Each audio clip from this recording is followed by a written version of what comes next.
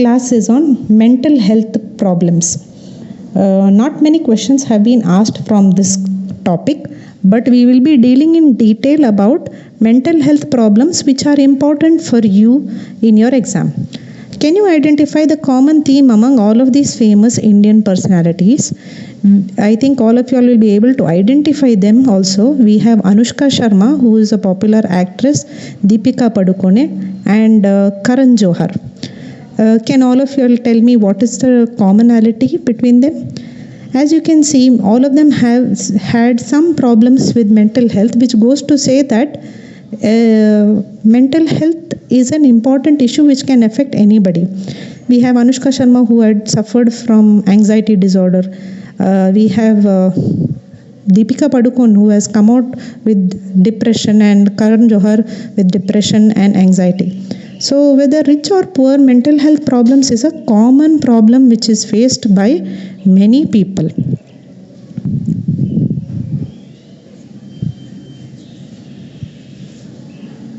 So today we will discuss about mental health problems in detail. Now, as per the WHO defines mental health as a state of well-being which everyone should realize his or her potential and cope with the normal stresses of life and work productively and fruitfully, that they can make a significant contribution to his or her community. It is not just the absence of any mental disorders. If you see the global burden of mental health issues in the year 2017, this is the data which is seen for India. If you can see, the mental health burden is anywhere between 12.5 to 15%. The biggest survey which was done in the recent years for Indian population with respect to mental health problems is the NMHS survey conducted by NIMHANS, the apex institute for mental health in our country, as you know, which is in Bangalore in the year 2015 and 16. The mental health disorder prevalence was found to be 10.6%, of which a major contributor was found to be tobacco use disorder, and all of these which you can see, F11, F10, 17.2, 20, and all of them are as per the DSM-4, that is Diagnostic and Statistical Manual for Psychiatric Illnesses. As you can see, any mental disorder in India the prevalence was 10.6%.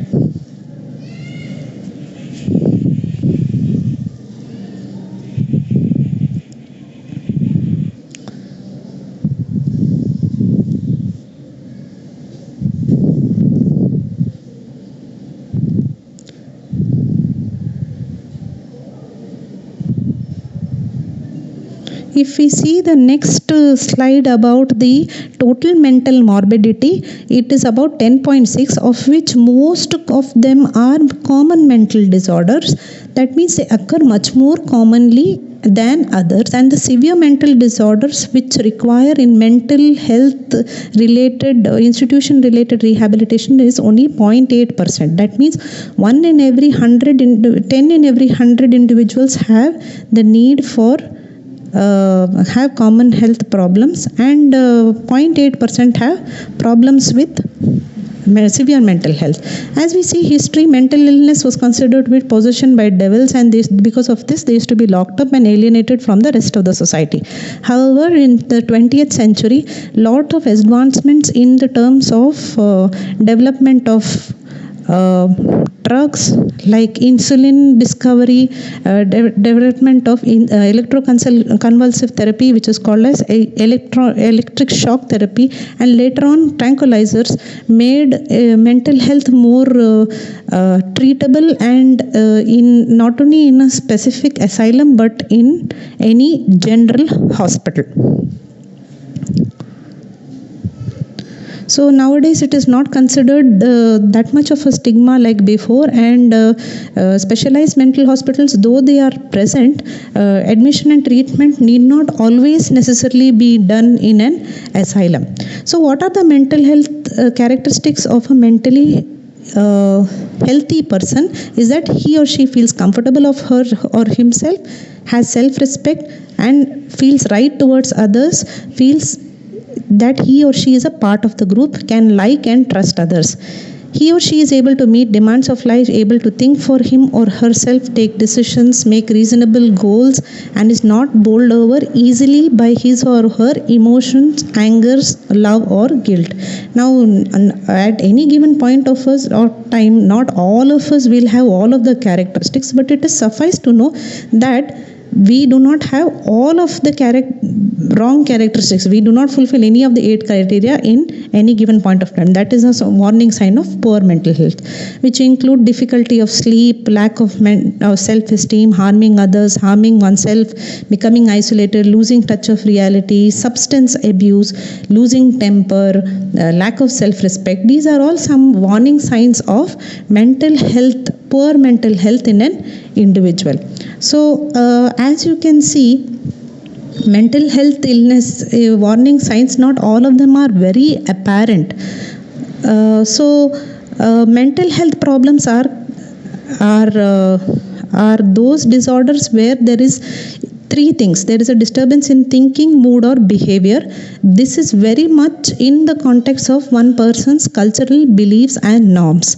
In most of the cases, these are associated with distress and interference with one's personal functioning, and most of these with the modern therapy can be successfully controlled.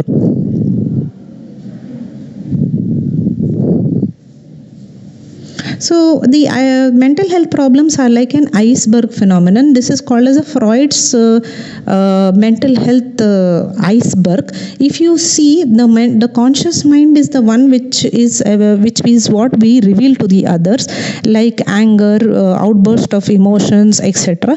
And this is this since it is apparent, it is more liable to be picked up by physicians and be treated. However, the things that happen in our subconscious mind, like feeling lonely, feeling depressed, in our unconscious mind, ideation of suicide, hearing voices, having visual hallucinations, all of that is something that we conceal and which is not revealed to everybody, and that's why this iceberg phenomenon is seen in mental health problems, which is because of this Freud's mental health, the 3 states of mind, that is the conscious mind, subconscious also called as preconscious mind, and unconscious also called as non-conscious mind. So what we reveal is the one which is very apparent, which is treated more often, which is only a part of the iceberg, whereas most of what we conceal in our subconscious mind and our unconscious mind, which is not very apparent to others, is the one which is very difficult to understand and very difficult to treat. What are the symptoms of individuals who are suffering from mental disorders? Some of them are very apparent, like sleep disturbances, feeling sad, feeling anxious, behaving in an aggressive manner, inability to perform in routine functions, abuse of substances.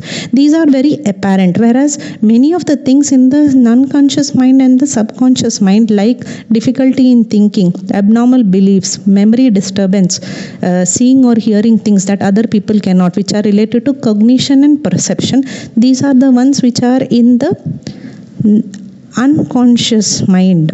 Okay, so as such, we divide all the mental health problems into 2 categories, that is psychotic illnesses and neurotic illnesses. What is psychotic illness? Psychotic illness is where one person's understanding of reality is not there. Okay, and in neurotic illnesses, this doesn't affect a person's understanding of reality. To give an example, if a person considers a rope as a snake, it is a rope, but if that person considers it really to be a snake, it is psychotic illness. Whereas one person, if that person is able to distinguish that this rope is a rope itself, then it is called as a neurotic illness. So these are the two categories of mental illnesses. The causes for mental illnesses are many. You have hereditary causes, social causes, and organic causes, of which hereditary and organic causes have little or no preventive measures which we can undertake. Of course, we can control it, whereas social and pathological causes for mental illness are by and large preventable and have medicine also. Some of them can be treated with proper therapy for these causes.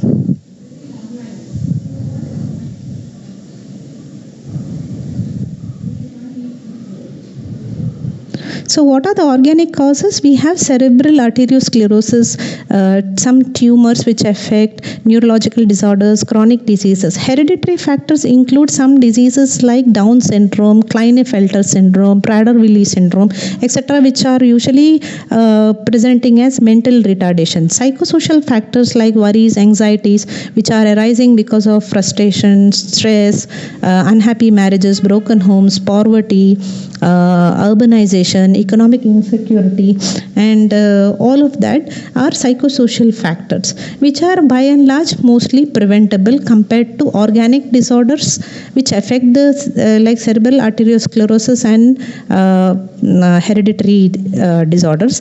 Environmental factors which are also available like toxic substance abuse like tobacco, alcohol, mercury consumption, carbon disulfide, psychotropic drug abuse, barbiturates, alcohol, graciofulvin, which is a antifungal agent. Nutritional factors also can lead to mental illness. Commonly you have the wet beriberi and pyridoxine, which leads to peripheral neuritis.